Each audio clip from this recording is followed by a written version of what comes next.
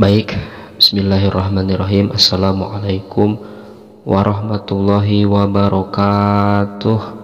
Alhamdulillahirabbil alamin. Alhamdulillah wa syukurillah wassalatu wassalamu ala Rasulillah Muhammad ibn Abdullah wa ala alihi wa sahbihi wa mawala. Anak-anakku sekalian, alhamdulillahirabbil alamin, kita dapat bertemu kembali dalam pelajaran pendidikan agama Islam dan budi pekerti. Baik, biar mengefektifkan waktu, kita mulai saja belajar kita dengan membaca basmalah bersama-sama. Bismillahirrahmanirrahim. Dilanjut dengan doa, raditu billahi robba wa bil islami dina wa bi muhammadin nabiyya wa rasula. Rabbi zidni ilman warzuqni fahma birahmatika ya arhamar rahimin. Anak-anakku sekalian, kita sekarang menginjak ke pelajaran 8, Cinta Al-Quran 2. Oke, Al-Quran itu adalah kitab suci umat Islam. Kalian sudah tahu Al-Quran, bahkan mungkin di antara kalian sudah ada yang bisa membaca Al-Quran. Di pertemuan kali ini kita akan membaca surah Al-Ikhlas, ya. Surah Al-Ikhlas itu terdiri dari 4 ayat. Ayat dalam surah Al-Ikhlas pendek-pendek. Melafalkan surah Al-Ikhlas itu mudah. Bagaimana bunyi surah Al-Ikhlas? Iya betul. Bunyinya adalah Qul huwallahu ahad. Itu ya. Nah, anak-anak boleh kalian silahkan dilihat. Bapak sengaja tulis huruf Arabnya juga huruf Latinnya. Takutnya kalian belum bisa baca Al-Quran, atau mungkin ada yang belum hafal di antara kalian surah Al-Ikhlas. Boleh dilihat di layar. Mari kita baca bersama-sama. Kita baca dimulai dari ta'ud. A'udzu billahi minasy syaithanir rajim. Bismillahirrahmanirrahim. Qul huwallahu ahad. Allahus somad. Lam yalid walam yulad walam yakul lahu kufuwan ahad. Shadaqallahul azim. Itu adalah surah Al-Ikhlas. Silakan kalian baca berulang-ulang ya. Kalau sudah hafal jangan segan untuk mengulang kembali. Kalau yang belum hafal, Bapak ingin kalian hafalkan. Hafalkan dengan bacaan yang baik dan benar ya. Oke, lihat artinya. Artinya katakanlah dialah Allah yang Maha Esa. Allah adalah Tuhan yang bergantung kepadanya segala sesuatu. Dia tidak beranak dan tidak pula diperanakan, dan tidak ada seorang pun yang setara dengan dia. Nah, itu adalah arti surah Al-Ikhlas. Sekali lagi, bagi kalian yang belum hafal, silahkan kalian baca berulang-ulang. Kalian putar berulang kali video ini sesuai dengan yang Bapak contohkan. Nah, itu ya, hafalkan surah Al-Ikhlas. Kalau sudah hafal, alhamdulillah. Kalau yang belum hafal, jangan putus asa untuk menghafalnya. Sekarang kita menginjak ke kandungan atau pesan surah Al-Ikhlas. Anak-anakku sekalian, surah Al-Ikhlas termasuk surah pendek.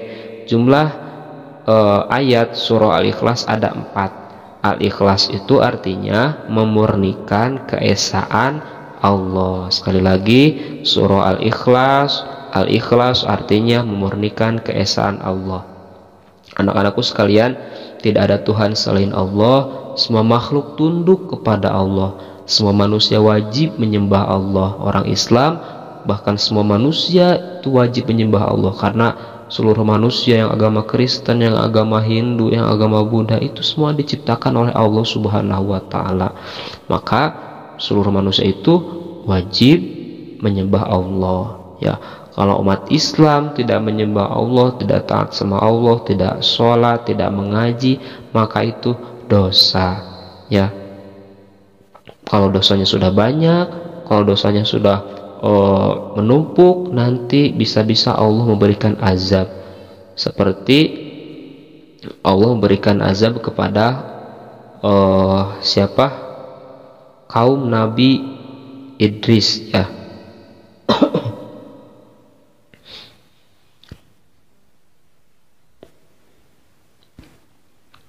Oke, anak-anak, selanjutnya surah Al-Ikhlas mengajarkan manusia agar beriman kepada Allah, taat dan patuh kepada Allah, dan tidak berbuat dosa, ya. Kalau kita taat dan patuh kepada Allah dan tidak berdosa, apapun yang kita minta pasti Allah akan kabulkan, ya. Pengen jadi anak yang soleh, pengen jadi anak yang pintar, pengen jadi anak penghafal Al-Quran, itu pasti Allah akan berikan kalau kita taat dan patuh kepada Allah. Bagaimana cara kita taat dan patuh kepada Allah? Dengan menjalankan perintahnya. Apa perintahnya? Yaitu sholat. Apalagi? Yaitu mengaji, berbuat baik kepada kedua orang tua. Itu adalah tanda kita taat dan patuh kepada Allah. Allah juga tempat berdoa dan memohon segala sesuatu. Ya, Allah itu senang kalau dipinta kalian, maka kalian itu setiap hari habis sholat itu minta sama Allah. Ya Allah, aku pengen jadi anak yang soleh. Ya Allah, aku pengen jadi anak yang pintar, pengen membahagiakan orang tua saya, pengen mengantarkan orang tua saya ke Baitullah, ke Mekah supaya naik haji. Wah, itu luar biasa kalau anak seperti itu, ya. Itu Allah pasti akan kabulkan kalau kepada anak yang soleh. Kemudian berdoalah kepada Allah agar cita-citamu terkabul. Pengen jadi apa kalian, ya? Pengen jadi TNI, pengen jadi dokter, pengen jadi dosen, pengen jadi guru. Berdoa, ya Allah, aku pengen jadi dokter. Ya Allah, aku pengen jadi polisi. Terus aja berdoa tiap hari, karena Allah itu senang kalau kita berdoa sama Allah. Kemudian Allah Maha Kuasa, tidak ada yang menandingi kekuasaan Allah. Allah menguasai alam semesta. Allah juga menguasai semua makhluk yang ada di bumi ini, yang ada di dalam bumi ini, baik itu setan, jin, ya, manusia, semua gunung-gunung itu semuanya dikuasai oleh Allah. Kalau kata Allah gunung meletus, maka meletus. Kalau kata Allah gempa bumi, maka gempa bumi. Kalau kata Allah tsunami, terjadi tsunami. Kalau kata Allah banjir, terjadi banjir. Nah, itu, ya, bencana alam yang terjadi di Indonesia ini, di negeri kita ini, harus jadi bahan, harus jadi tafakur, harus ditafakuri, harus kita ambil pelajaran, ya. Mungkin kita umat orang-orang Indonesia ini lalai sama Allah, ya, atau misalkan banyak berbuat dosa sama Allah. Maka dari itu, supaya Allah tidak marah, supaya Allah tidak murka, yuk kita mulai dari sekarang berusaha sekuat tenaga untuk taat dan patuh kepada Allah Subhanahu wa Ta'ala dengan menjalankan perintah Allah, yaitu yang pertama sholatnya jangan sampai ketinggalan, kemudian mengajinya terus di rumah, ya, sama orang tua.